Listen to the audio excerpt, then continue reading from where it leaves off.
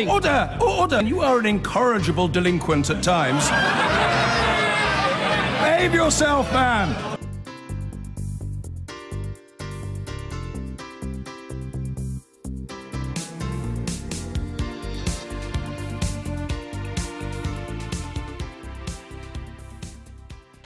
Now, it looks as if Philip Hammond has overcome the short-term political challenge of delivering a controversy-free budget. Yet while the Chancellor has steadied the Tory ship, for now at least, the British public may well feel much more gloomy today. The dire state of the public finances and the growth forecasts in particular provided him with little headroom to go on a spending spree. But he did find some money to scrap stamp duty for the majority of first-time buyers and also to set aside £3 billion for preparations for the UK to leave the EU. Well, earlier this morning, the Prime Minister was asked what she thought of Philip Hammond's performance. The Chancellor did a very good job yesterday. What the Chancellor was doing was setting out how we will ensure we have an economy fit for the future. But both the Chancellor and I agree that what the budget was about jobs for people up and down the country. It was about ensuring people are in work with that income for their family. It's about building the homes that they need, and it's about ensuring that we seize the opportunities for the future. Theresa May, unsurprisingly, supporting her Chancellor, Philip Hammond. Linda, what were your impressions of the budget? Well, certainly I was very worried about how significantly downgraded economic growth was. And this came on top of the fact that inflation is expected to be higher than 3%, we were told. So the economy is only growing at 1.5% for the next 5 years. And we've got high inflation that's really going to squeeze people's incomes. And I think that's why this budget was a real change in course for the government. In other words, almost every budget I can recall, and it is a bit like Christmas for me when it comes to budget. Well, I'm glad you enjoyed it. They have always stressed how every budget is fiscally neutral. So anything they spend, they will raise by cutting taxes or cutting spending elsewhere. But this one is actually a budget that's intended to stimulate the economy a bit. So to give you a sense as to how big a change this actually is, in 2019-2020, we were expecting to run a budget surplus of £10 billion. But now, after this budget, we're going to have a budget deficit of £35 billion. So half of that is because growth has become so slow that we won't get as much tax revenue. But half of that is because, well, I don't think the Chancellor has any choice but to try to spend more in order to try and raise growth. And actually, by this metric, we won't have a budget surplus until 2030. Right, so he's abandoned that target, hasn't he? He's abandoned this idea of getting to a surplus. I mean, if we remember, George Osborne said they were going to eliminate the deficit by 2015. So it's going to be 15 years late.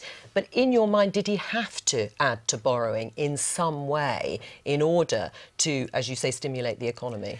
I think he does. And the reason is because the main problem with slow growth is that it just makes your budget deficit worse, because slow growth means there's less tax revenue. So a lot of what he's spending on is on investment to try and boost tech and productivity. Of course, another big portion of what he's spending on are essentially to put out fires around the NHS, preparing for Brexit, and of course houses, which actually is important to try and raise. So I would say that if he doesn't raise growth through these measures, there may be some who wonder why he didn't do more, why he is allowing the economy to go into doldrums for a much lower growth rate for the next 5 years. Well, let's discuss this more, because we're joined now by The Sun's political editor, Tom Newton-Dunn, and Guardian columnist, Polly Toynbee. Welcome to both of you there on College Green. Tom Newton-Dunn, your paper, The Sun, the Daily Mail and The Telegraph, give the Chancellor relatively favourable front pages in response to the budget.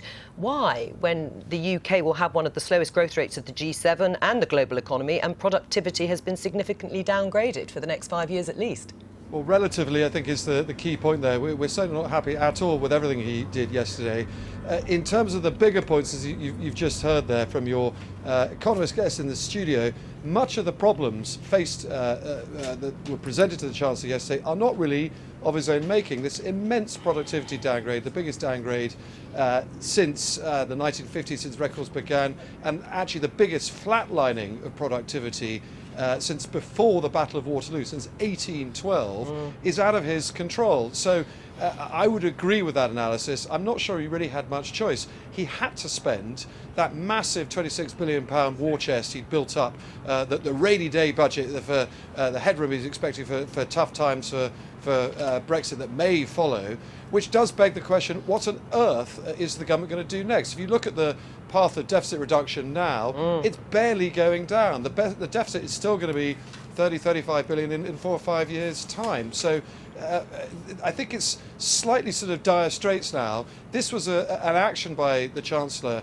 really to keep the government afloat in the short term, try and pump in all the money he had into the economy to see what happens. He was even borrowing out of his departmental spending reserve. He was taking 2 billion out of that to plough into the economy. So it looks like he's done everything he possibly can. It's now a case of waiting to see if it works. Right, well, of course, there is the politics behind that, which we'll come on to in a moment. But Polly Toynbee, just let's have a look at the spending. Around £25 billion of new spending. Is that welcomed? Will it be by Labour? It's an incredibly small sum. We are where we are because of what this government decided to do. If you look at the growth rate, it was going quite well when George Osborne took over, but from his very first budget in June 2010, growth fell off a cliff and it never recovered. That's what happens if you if you have an austerity budget and you cut into the headwinds of a recession. And it got worse and worse and worse, the longest, as Tom said, we've ever had, for the very reason of taking this anti-Keynesian view.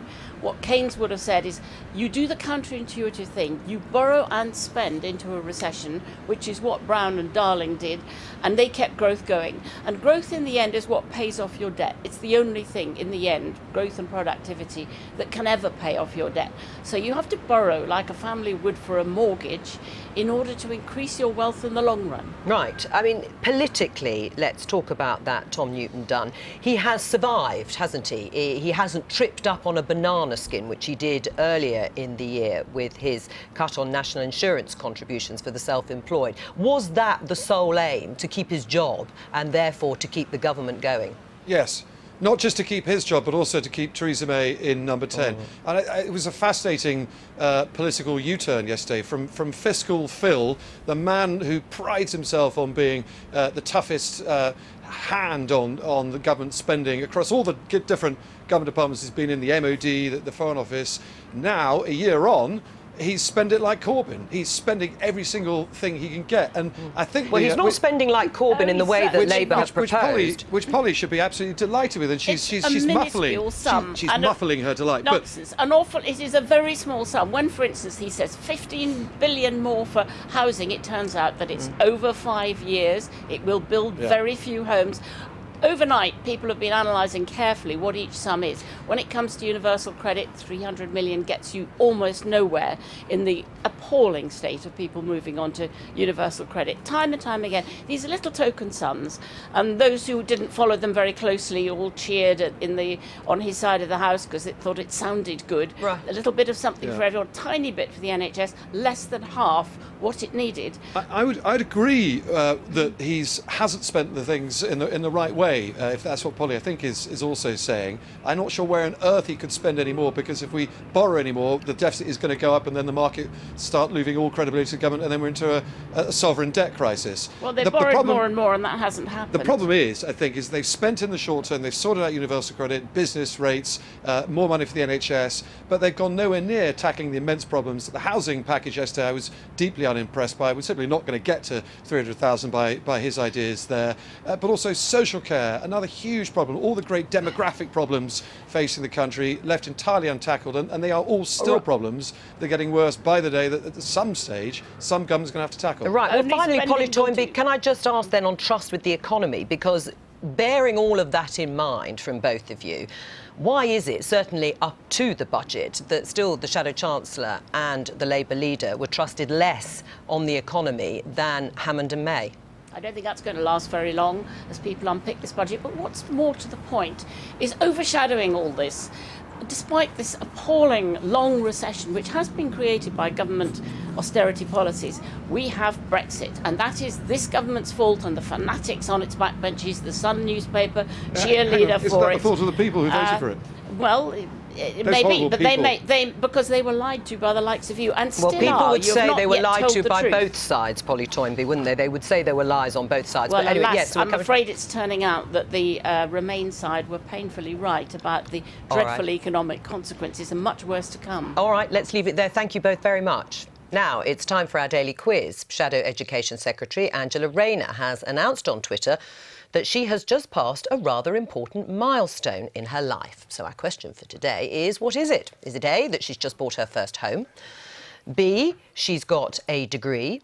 C, she's passed her driving test? Or D, she's become a grandmother? If it is her first home, she might be able to benefit, of course, from that stamp duty. That's right. She's a first-time buyer. Anyway, you can tell us the answer at the end of the show, Linda. So, it was the gloomy outlook for the UK economy which overshadowed much of Philip Hammond's budget.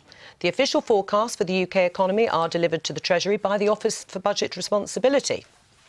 The OBR was established in 2010 by then-Chancellor George Osborne to end a system under which the Treasury produced its own economic growth estimates. Philip Hammond yesterday delivered their latest downgraded predictions as part of his budget statement. Regrettably, our productivity performance continues to disappoint. The OBR has assumed at each of the last 16 fiscal events that productivity growth would return to its pre-crisis trend of about 2% a year, but it has remained stubbornly flat. So today, they revised down the outlook for productivity growth, business investment and GDP growth across the forecast period. The OBR now expects to see GDP grow 1.5% in 2017, 1.4% in 2018, 1.3% in 2019 and 2020, before picking back up to 1.5% and finally 1.6% in 2022. Philip Hammond. Well, the chairman of the Office for Budget Responsibility, or OBR, as we know it, Robert Choate, is here with us now. You live, of course, for these events. But grim, dire, dismal. These are just some of the words being used this morning to describe Britain's economic forecasts. In your view, how bad is it? Well, basically, the economy's been growing a little less quickly than we'd expected so far this year, which explains the story for 2017. But more importantly, we've taken a more pessimistic view over the next 5 years. And that's basically a reflection of the fact that growth in productivity, which is the amount of output you get out of every hour that people work, has been growing very slowly over the last 10 years relative to the 3 or 4 decades that came before it. And a while back, people would have said, well, you can probably nail that down to some specific reasons related to the financial crisis. But as this period of weakness has got longer and the crisis recedes further into history, some of those explanations fall away. And therefore, what we've decided to do is to place more weight on this relatively weak period as a guide to what is coming. And another reason for that is that it's also a global problem and not just a domestic one. If you look at the way in which our American counterparts have been changing their forecasts, the Congressional Budget Office, there's a similar pattern. Right, but you revised Britain's growth forecast down substantially since March. Let's have a look at the graph I think we can show viewers. I mean, what's changed since then? Well, essentially, as I say, it's looking back at this period of time that we've seen since the crisis, and you have to make those judgments. But you were so much more optimistic just months ago. I mean, you would have had those figures already, wouldn't you? Yes, but the point is that when you're looking over these periods, you have to make judgments as you're going along about when you say, do we think there are reasons this is going to pick up? So you don't want to focus too much on the absolutely latest data because we've seen false dawns that have come and gone before. So this is more a question of sitting back, looking at this remarkably unusual period in recent economic history and making a response to that. Right. The economy will grow at less than 2% for at least the next 5 years. How much smaller will the economy be over the next 5 years? Well, I mean, you basically summed it up there. We used to get the idea that you would expect large, mature industrial economies like the UK to grow by a bit over 2%, maybe 2.5% a year. And at the moment, we're assuming that 1.5% is, as it were, the new normal. So obviously, you know, you can add up those differences however many years you go out to get as large a number as you like. And how much will be taken out of the economy? I mean, well, but I mean, the figures of £65 billion taken out of the economy over the next 5 years, are those the figures that you recognise? Well, the potential size of the economy is about 2% smaller at the end of the forecast horizon than it would otherwise be. Obviously, you can get as large a cash number as you like just by moving out and making the comparison. Right. I mean, truth is, forecasts are rarely correct. You said so yourself, and they are routinely revised. It is entirely possible the Chancellor will prove you wrong.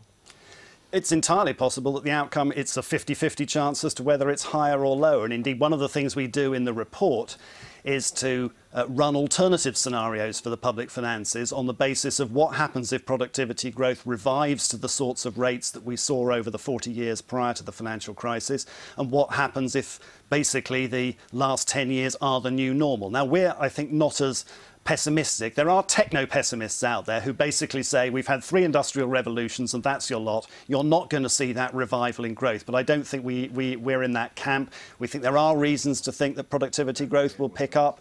Unemployment is falling. That will produce more pressure on firms to work things more productively. So we don't give up hope of some recovery there. Right, but that means, I presume, Linda, that actually the forecast could be more optimistic. It could be worse then. Yes, I think there's a good probability. It could actually go either way. And just to give you a rule of thumb, I think, in terms of what these growth rates mean for the size of the British economy, you take the number 70, you divide it by the growth rate. That gives you the number of years it takes for an economy to double in size. So the British economy grows at, say, 2%. Let's keep the math simple. 70 divided by 2, we expect the economy to double in size in 35 years. If it grows at closer to 1%, the economy doubles in size in 70 years. And that's why these small differences in growth rates have massive impact in terms of our living standards. Right. Let's have a look at Brexit. Because you said yesterday the government provided the OBR, yourselves, with no meaningful basis on which to form a judgment on Brexit. Do your forecasts take into account Brexit or not? They did. We made an adjustment in the first forecast that we produced after the vote to leave. So that was the November forecast last year.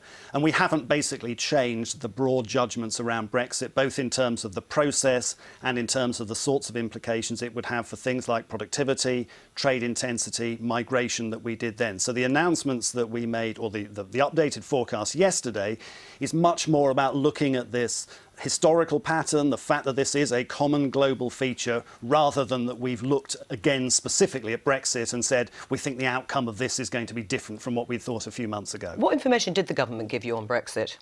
Well, we have, and we would ask for no more than is in the public domain, because obviously what I wouldn't want to do is to come here and say we have produced this set of numbers because the government has told me something about Brexit that I can't share with you. The reason we ask this, obviously, is when we're preparing the forecast, it's useful for us to know if the government is going to put into the public domain some new information that may be relevant, and that's why we always ask. And they're not? Well, as you see, we've basically got the information that is available to everybody else, and we wouldn't want to be doing it on the basis of private information. Right, but it's not meaningful then, to use your own words, if there isn't enough information in the public domain to make that judgment. Well, the judgment, as I say, is based on a series of broad brush assumptions that we think would be consistent with a wide variety of potential outcomes. So under most of these circumstances, you would expect import growth and export growth to be weaker for a period of time than they otherwise would be, that business investment will be weaker because people at least will be uncertain for the period that they don't know where the end point is going to be. But what we haven't done is, as it were, come up with a novel, and the last page conclusion is exactly where we end up in the negotiations, and pinning the economic numbers to that. Right, probably wise. Jacob Rees-Mogg, the Tory MP, says the OBR, yourselves, work on false assumptions given to it by the Treasury. He'd like you to be a lot more optimistic, of course, about the economy and opportunities of Brexit. What do you say to him? Well, I think, James, I wouldn't certainly describe it as false assumptions. I think Jacob would take the view that Brexit creates the opportunity for a whole variety of other policy changes, that this gives a greater freedom to do that, which you could then incorporate. Now, obviously, we're basing our forecasts on what current policy is. So this is one of the reasons why it's difficult to nail it down very precisely. If we get close to a particular outcome, the government may announce other sets of accompanying policy changes, and maybe Jacob sees that there's scope in those to provide a better outcome. Right. Do you have any sympathy with what Jacob Rees-Mogg says in terms of the assumptions that both the Treasury and the Office for Budget Responsibility are working from? I think it's very difficult for them because I think, as Robert says, he can only work with the information that's currently given. And I think their credibility would be in doubt if they were to, I think, deviate from that. And so in their forecast, as we just said a moment ago, it could be much better or it could be much worse. And it's based on productivity, but an element of it I would surely think is also Brexit, because obviously the outcome could be better or could be worse based on however the negotiations go. There's one phrase, if I could pick up on with Robert, that I found in your report, is the idea of fiscal illusion. This is a really rather, I think, important concept because we've been talking about the budget and the government says they will meet their fiscal target of 2% of GDP of the structural deficit by 2021, but they've done that through a mixture of selling shares in RBS, a little bit of what you describe yourself as fiscal illusion. Does that actually mean we shouldn't put too much credence by this illusion that's getting us to our deficit target? Well, I think it's always very important, and the fiscal illusion is basically getting at the idea that there are some changes which can make the official numbers that you are looking at and that the government may be targeting better without fundamentally changing the underlying health of the public finances. And a key part of our job is to raise a flag when those sorts of things happen. Now, asset sales are a very good example. If you sell shares in RBS, for example, you end up with that reducing the government's stock of debt. But in fact, if a government owns an asset and it sells it for roughly what it's worth, it's no better or worse off. It has just swapped one asset, which is shares in a bank, for another asset, which is a lump of cash. And the fact that some of that counts in an official measure of debt and some of it doesn't is the sort of thing we need to flag up. The other big one in this was it housing budget is housing associations, exactly, is the statistical decision to count them as part of the private sector rather than the public sector. But do we really believe that the government's behaviour, if the housing association sector got into difficulties, would be markedly different because a group of statisticians in Newport have applied the international rules and concluded that it's one side of the boundary or the other? Right, but is that the illusion? Well, I think it helps in both reducing the level of government borrowing and the level of government debt because you're taking off the borrowing and the debt that the housing associations have. So it's a sleight of hand, really, isn't it? Well, the government has actually been remarkably candid about why it has taken the measures in deregulating this sector in order to do that. They gave evidence to the House of Lords that said we are doing this precisely to persuade the statisticians to get it off the books. Just before I let you go, criticising the government's stamp duty policy, you say house prices will go up and the main gainers from the policy are people who already own property. Do you accept that that's quite a political statement to make within hours of the budget being delivered?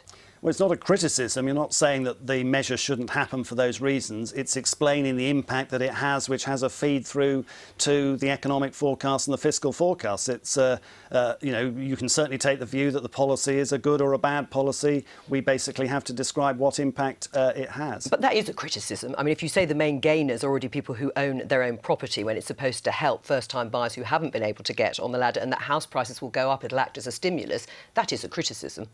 No, it's a description of the impact. The price goes up, but the other impact that it has is that basically it allows, it gives first-time buyers the ability to purchase properties that they otherwise wouldn't have been able to afford, but those properties are more expensive. And I suspect in the view of many house-time buyers, it's the ability to get on the ladder, even though the property is more expensive, that in the long term they would think was a valuable and a good thing about that policy. So I wouldn't read that as a criticism of the policy. It's a description of what it does. Robert Choate, thank you. Now, as we've discussed, the growth forecasts may have been revised down, but the Chancellor still found some money to give away. Let's have a look at the key policies. Philip Hammond set aside £3 billion over the next 2 years to prepare the UK for every possible outcome as the UK leaves the European Union. For housing, the Chancellor outlined a £44 billion government support package to help meet a government target of building 300,000 new homes a year by the middle of the next decade. And stamp duty will be abolished immediately for first-time buyers purchasing properties worth up to £300,000. The young person's rail card will be extended to 26 to 30-year-olds from next year, saving a third on off-peak rail fares. The NHS in England will receive an extra £2.8 billion worth of extra funding for frontline services, with £350 million available immediately to address pressures over this winter. The Chancellor proclaimed maths for everyone, with £600 for each additional pupil taking A-level or core maths. A £40 million teacher training fund will be established for underperforming schools in England, working out at £1,000 a teacher. And changes to universal credit to bring the overall waiting time down from 6 weeks to 5. Joining us now are the Justice Minister Dominic Raab and the Shadow Economic Secretary to the Treasury. Welcome to both of you. Jonathan Reynolds, I'm sorry, I didn't even say your name. But I got your title, which is important, of course. Dominic Raab, first of all. I mean, Philip Hammond started his statement on the budget yesterday saying there is a bright future for Britain. The Resolution Foundation disagrees, saying the UK faces a record 17 years of pay stagnation. What's bright about that? Well, interestingly, the Resolution Foundation also have said that those on the lowest pay, the proportion on the lowest pay, is at its lowest level since the 1980s. I think we have had some headwinds. I think the economists are not quite clear between themselves as to some of these forecasts, which is quite interesting, the conversation you just had. But the reality is there was all these predictions of doom and gloom and recession, and we've got modest growth, and he's put a modest stimulus in, and on things like the 80 billion extra in partnership with the private sector on tech and R&D. That's the kind of thing that I think long-term will help boost productivity. So he dealt with some of the issues and the pressures around the here and now, extending the personal allowance, fuel duty, national living wage, but I also think he laid some of the foundations to deal with this underlying problem of productivity. And I think that compares the credible, balanced approach he took with John McDonnell this morning on the Today programme, saying actually spending and borrowing more pays for itself. Right, but and wages... that's the contrast, right? Right, wages won't return to the 2007 levels, so pre-crash levels, until 2025. That squeeze is going to really hurt families, and it's the longest fall in living standards since records began. Is that something you're proud of? Oh, I think I'm really conscious of the pressures on low and middle income families, but what I'd say is this. The average taxpayer is now going to be taking home £1,075 more each year, basic rate taxpayer, than under the Labour government back in 2010. We had that statistic from the Resolution Foundation, the proportion on low pay is at record lows. Well, except they suggest that the poorest third of households are set to be... Well, this is exactly what you're saying. The poorest third of households are set to be more than £700 a year worse off under your plans. And on the fundamentals of the economy... Well, answer that question. I'll answer your first question, then I'll come back. Inflation has reached, as has debt now, reached its peak at 3% in October and is now coming down, which will ease the pressure. Well, it hasn't come down. So if you listen to what the Bank of England said just last week, in October the 3% was the peak and now it will start to come back down. Right, but it hasn't come down yet, has it? I'm not doubting that there aren't real pressures, but actually it's not all doom and gloom and there are opportunities. And it was great to hear Conservative Chancellor, who didn't vote for Brexit, say, come on here, there are risks, undoubtedly. I'm not here giving a Panglossian view of things, but even greater opportunities, and we're going to grasp them. We need a bit of can-do in this country. Right. Well, you talk about can-do, but he talked about a bright future for working families. And if they are not looking forward to even wages getting to the stage that they were pre the crash, what are they going to be looking forward to? I don't accept that analysis. Well, the Resolution Foundation says. Well, the Resolution Foundation is a think tank. It does a lot of good work, and I've cited them. Well, you have. You've cited the bits you like, but not the bits you don't. And that's what competitive So can you explain to me, poorest third of households are set to be more than £700 a year worse off? What I would say is we did go through lots of... And it was very interesting hearing Robert Choate hark back to the crash and some of the global factors, but we've come through that. 3 million new jobs in the economy, employment at record highs, 3/4 of those new jobs have been full-time, and actually on things like the national living wage, the extension of the personal allowance, cancelling the planned fuel duty hike, we are doing things that deal with the pressures of the here and now, but also take the long-term investment in things like infrastructure technology that will boost wages through productivity gains. Well, he did the minimum he could with the headroom he had, which is very, very little when we look at the big figures. I mean, you talk about the national living wage, but George Osborne pledged back in 2015 that the national living wage would reach £9 an hour by 2020. That's not going to happen now. Well, hold on. We're in 2017. It's going up in April to £7.83. We've introduced that. We're very proud. Is it going to hit £9 an hour as promised by George Osborne by 2020? 2020? Well, that's the Chancellor, and we've all scrutinised very carefully what he said yesterday. What we can say is that it's going up to £7.83. We're cutting the amount of income tax people are paying, the average taxpayer, by over £1,000 each year compared to 2010. But we've got to do it in a balanced and responsible way. We can't do, as John McDonnell, Labour said this first thing this morning, actually, by throwing money at problems, it repays itself. That's just not credible. What he's done in challenging times is a balanced, credible approach and a modest fiscal You say stimulus. it's balanced, but balanced in favour of whom and what? Because obviously there are priorities, aren't there? Philip Hammond has said he wants to put £3 billion aside for Brexit preparations, but only £350 million extra funding for the NHS this winter. Which is more important in your mind?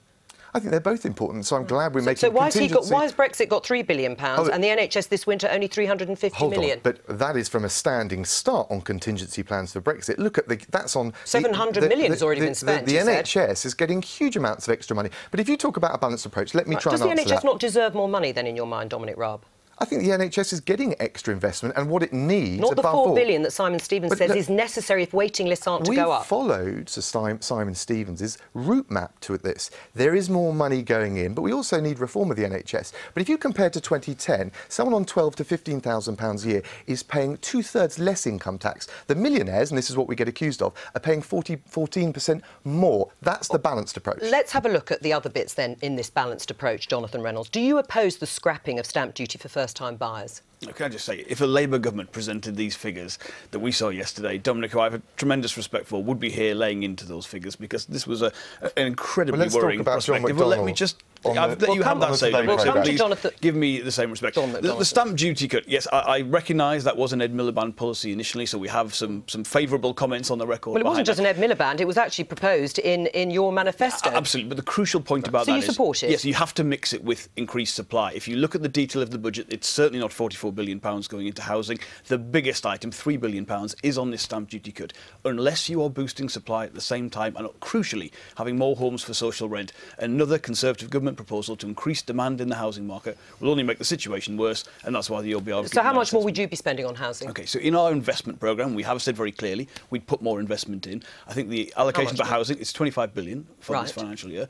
The increase for housing would be £8 billion, because that gives you the chance to have more homes for social rent, and that is the intervention in the housing market. How many more homes for social rent would Labour be proposing with that money? It would be 100,000. Right. I mean, so you are obviously going to be adding to the borrowing the money that the government would spend. Do you think it's acceptable that the Shadow Chancellor couldn't cite actually what the current levels are in terms of servicing the debt, never mind what they would be under Labour? I don't think it's fair to ask the Shadow Chancellor to pick out a figure from the Red Book when there are so many different elements to it. Which figure from the Red Book in terms of the current level of servicing the debt? The £46 billion a year. Right. Well, you can do it, so, I mean, presumably you've listened to those interviews. Is it acceptable that the Shadow Chancellor can't? Well, I think the point you've got to recognise is there will be a variability to the cost of borrowing under a Labour But that's government. not why he didn't know the figure. Any government has a different one. Well, I think the point that John is trying to make, and it is a serious one that's worth making, is that if you look at the crucial top-line news in this budget, that big downgrade to growth and productivity, the country has to do something different to do that. And bringing forward investment into infrastructure, into housing, into transport, that is the right thing to do right now. Because if you look at the long-term effect on the tax base of this continuing, we're going to have huge problems unless we start to turn this around. Right. In terms of money for the NHS, did you welcome the £2.8 billion proposal by Philip Hammond? Well, we want to see more than that go in there. We'd like to see something equivalent to what the NHS itself has said it needs. I think going back to that point, because it's not always about extra borrowing, it is also a point around choices and priorities. Right. More money going into Brexit than the NHS does not sound the right thing to do. More money going into freezing alcohol duty than fixing universal credit. Those are bad choices for a government to make. So if you look within the envelope the Chancellor had in terms of spending, he's made poor choices with that money. Right. What do you say to that in terms of the choices that are being made? They're not the right choices if you're looking at the broader economy. I think what you've got is a vast credibility gap between the balanced approach. Yes, we need a modest fiscal stimulus, but with overall responsible public finances, with a Labour Shadow Chancellor who says he's ready to do the job, who reckons that spending and borrowing pays for itself. That is just not credible, and I think it's dawning on many people now that these are false promises, and the problem with it is it's a con, and that's what Jeremy Corbyn is doing. Right, what was a con then about George Osborne saying that he'd eliminate the deficit by 2015? It's now not going to be eliminated till 2031. Is that a con? Well, it's a target, so what we've tried to do... A target that you've missed every single year in terms of eliminating it, and actually it's still going to be something in the region of £35 billion. When you talk about trust, what is the point of saying to people, bear the pain now of austerity austerity because we are going to remove it for future generations, it's still going to be there. Well, hold on, that's based on the projections and the targets and the announcements made in 2010. And we would say, and I think quite credibly and with objective facts, look at the 3 million new jobs. Look at the extra money that we've made sure working people have in their pay packets. Look at the extra investment that's gone into the NHS. And you compare that to what John McDonnell said this morning, which is that spending and borrowing by government, government pays for itself. That can't be right. That can't be credible. Right. Has the government really been paying for itself at the spending and borrowing now? Well, we've got a challenging set of situations, but the economy has not hit rock bottom. May I just come back to this point? Because I think Dominic would make this point whatever the government had done in terms of its own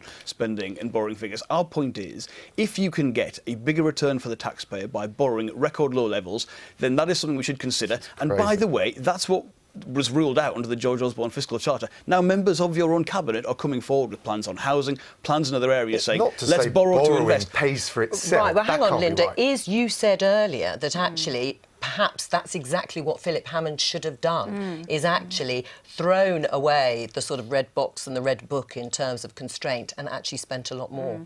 I would reconfigure the red box. So one thing the government hasn't done is to separate out current spending from capital spending. So what you can do, the only way to raise productivity, and it is a big puzzle, but the key thing the Bank of England identifies is you have to raise investment. So investment in things like hard and soft infrastructure, human capital, all of that, if you count that as capital spending, you can borrow at very low rates and invest in something which will be paid off in the future. And you can separate that from current spending so you don't scare financial markets. And I think that is something where he probably could have done a bit more, given how dire our productivity prospects are. But it is, I think, something that requires reconfiguring how we think entirely about the deficit. So is Labour's plan credible in that sense, then, if you reconfigured the red box in the way you have? I think their plan goes a bit further from what I recall from the manifesto. I think the sense of borrowing and nationalising major infrastructure, there's a huge cost associated there. Which they haven't been able to give us. Yeah, so I think that to me is a problematic area. What I'm describing is actually something which is much more straightforward. So private firms are not investing in part because public investment has been slashed to less than 2% of GDP. It used to be over 3% of GDP before the crisis. So a telecoms company cannot put in a better line, fibre line, unless the government gives them that basic infrastructure. We can't have better jobs in the future unless there's more investment in STEM education, technical education. That is why there's a good argument for putting investment in human capital, people, as well as hard and soft infrastructure, and that would go a long ways without going into some of the trickier, more politically disputed areas. But that is the Labour fiscal rule, not to borrow for day-to-day spending. But then it's interesting that Labour still trails in terms of Corbyn and McDonnell versus Hammond and May when it comes to trust in the economy, 8 points behind. Absolutely. Like you say, it's 8 points behind. I think it was 26 points behind a year ago. If you look at under 50s, we now lead on the economy. So you're seeing a massive change in public perception. It will not be helped it's also worth saying, in 1997, we were trailing on the economy. We still won a landslide victory. So it's worth bearing that in mind. Is that what you're predicting, a landslide? No, I wouldn't go as far as that. Thank you both very much. Thank you.